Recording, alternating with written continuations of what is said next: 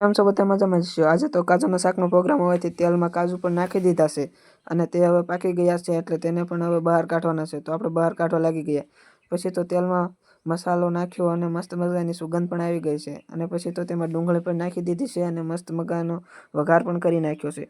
તો ફાઇનલી બધું મિક્સ પણ થઈ ગયું છે અને મસ્ત મજાની સુગંધ પણ આવે છે।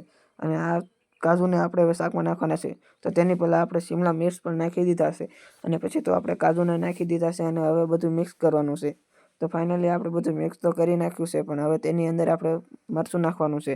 તો લગભગ 1.5 લીટર જેટલું તો મરચું નાખી જ દીધું હશે। તો આજે તો સવારે ખબર પડશે।